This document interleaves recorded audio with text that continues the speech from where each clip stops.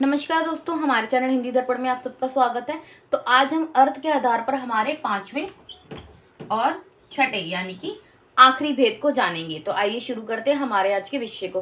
तो देखिए, हमारा पांचवा भेद जो होता है वो वाक्यांशों के लिए एक शब्द यानी कि किसी पूरे एक वाक्य के लिए एक शब्द, उस पूरे वाक्य को आप एक शब्द में समझ सकते हैं। ये होता है हमारा वाक्यांशों के लिए एक शब्द। तो आइए समझते हैं इसको, इसकी परिभाषा। देखिए, अनेक शब्दों के लिए प्रस्तुत होने वाला एक शब्द वाक्यांशों के लिए एक शब्द कहलाता है। ठीक है, यानी कि कोई भी हमारे जो अनेक शब्द होंगे उनको प्रस्तुत होने वाला एक शब्द वाक्यांशों के लिए एक शब्द कहलाएगा। उदाहरण से समझते हैं, जैसे कि 10 सिर वाले को हम कहते हैं दशानंद। रावण के 10 सिर थे, सब दशानंद भी कहा जाता था।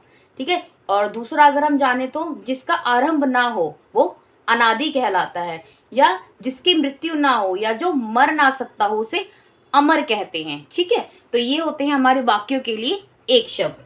ठीक है, अब हमारा छठा जो होता है श्रुति सम भिन्नार्थक शब्द। अब आप कहेंगे ये क्या होते हैं?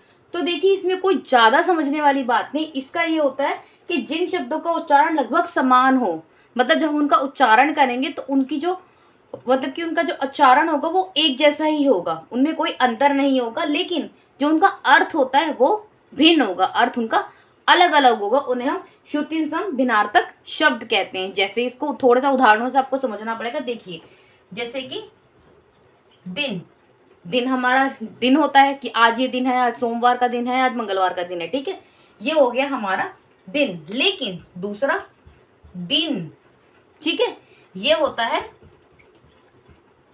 गरीब।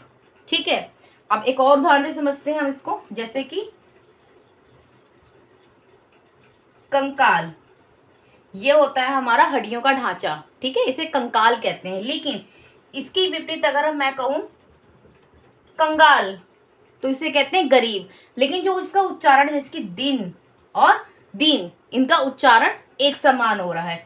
कंकाल और कंगाल, इनका उच्चारण एक समान हो रहा है, परंतु इनके जो अर्थ हैं वो हमारे भिन्न हैं। तो आज हमारे अर्थ के आधार पर बाकी जो दो भेद बचे थे वो हमारे समाप्त होते हैं। अब मिलेंगे नेक्स्ट वीडियो में एक नए विषय के साथ। तब तक के लिए बाय बाय।